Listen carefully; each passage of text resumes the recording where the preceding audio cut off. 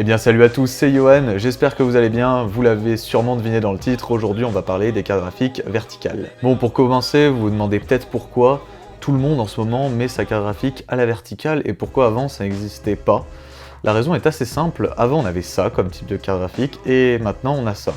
Comme vous pouvez le voir, le design a bien évolué, avant c'était sacrément moche, donc on ne montrait tout simplement pas son hardware, hein. On mettait la vieille tôle en métal blanc là sur les vieux boîtiers de PC. Ça allait très bien comme ça, mais aujourd'hui ça a évolué. Ils ont commencé à sortir des claviers RGB, ensuite on a sorti les souris, les cartes mères, etc. etc. Donc les cartes graphiques n'y ont pas échappé. Bon alors le seul problème avec les cartes graphiques, c'est que c'est bien beau qu'elles sont RGB, qu'elles aient des ventilos RGB, etc. Le problème c'est que quand vous le mettez dans le PC, vous voyez que la tranche qui est à l'horizontale, du coup en fait ça ne sert à rien tout simplement. Alors si vous avez une carte graphique avec des ventilos RGB et plein de LED RGB sur la face avant de la carte, vous avez deux solutions pour la mettre à verticale. Soit vous prenez un nouveau boîtier, vous rachetez un boîtier, ça va vous coûter une blinde, et en plus ça va pas changer grand chose, hein. Enfin si votre carte sera verticale, c'est super, mais voilà, pour le prix dépensé à peu près 200 €, ça fait beaucoup. Soit vous achetez un kit qui va adapter votre boîtier à la verticale. Alors Cooler Master en fait, ça coûte aussi cher, hein, ça coûte 50 balles quand même, donc c'est pas donné, mais au moins vous pourrez mettre votre carte graphique à verticale. Alors bien sûr, il y a un problème avec ces kits, c'est que si vous en prenez un de mauvaise qualité, vous avez tout simplement la nappe PCI, donc celle qui va en dessous de la carte pour être reliée à votre carte mère, hein, parce qu'il faut bien la relier par un câble. La nappe, si elle est de mauvaise qualité, tout simplement, ça va très mal marcher, voire pas du tout, parce que le PCI communique à des vitesses extrêmement élevées. On est sur du 16 gigabits sur du PCI 16X, en 3.0 bien sûr.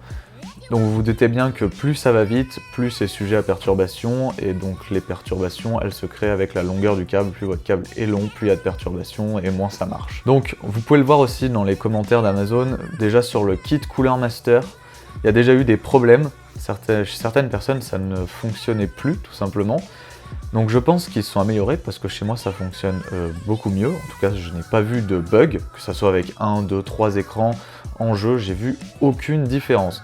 Donc jusqu'à là, tout va très bien. Par contre, si vous partez sur un kit chinois pas cher, à 10 €, et j'ai des nappes PCI vraiment pas chères, hein, que j'ai acheté pour le minage à l'époque, et ça fonctionne pas en graphique, hein, ça marche pas tout simplement, l'écran est noir, ou ça bug tout le temps, ou il y a des ralentissements de malade.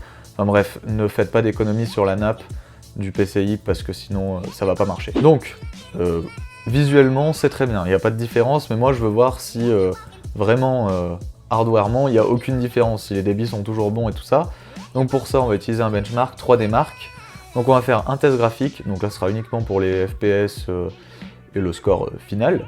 Donc là vous pouvez le voir à l'écran, en fait il n'y a strictement pas de différence. On obtient à peu près 1500, un peu plus sur la verticale, mais ça c'est aussi dû à la température de la carte, si elle était froide avant ou pas. Donc moi je considère que c'est exactement la même chose. Alors sur 3D Mark il existe un autre benchmark que j'ai trouvé super. On peut mesurer tout simplement le débit du PCI Express.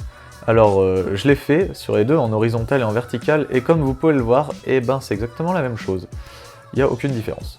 Donc on est à 1280 environ sur les deux, donc pas de baisse de débit, tout va très bien.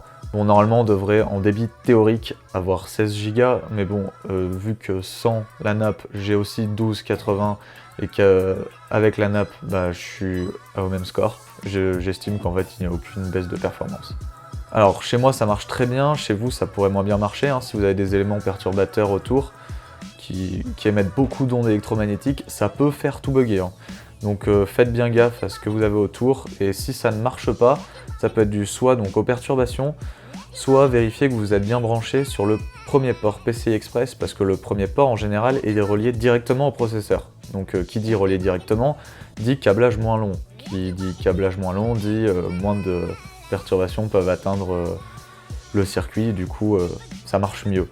Donc si vous êtes sur le dernier, par contre, les autres, en général, je dis bien en général, les câbles PCI partent directement au chipset qui sont traités puis renvoyés au processeur, donc le câblage est plus long, c'est plus sujet à des perturbations, donc ça marche moins bien en général. Alors voilà pour les parties performance, maintenant on va s'intéresser aux inconvénients et aux avantages.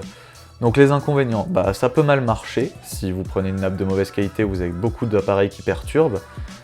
Vos PCI, les autres ports, vous pouvez les oublier, donc si vous avez carte son, carte Wi-Fi, carte d'acquisition, tout ça, vous pouvez les dégager, ça ne marche, enfin, c'est pas que ça marche plus, c'est que vous n'avez plus la place, tout simplement, pour les mettre. Et bah c'est à peu près tout, mais c'est déjà pas mal, parce que vous n'avez plus accès à vos ports PCI, c'est un gros défaut quand même. Mais du coup, en inconvénient, bah votre carte, c'est vachement plus beau quand même, hein, on va pas se le cacher, c'est super classe.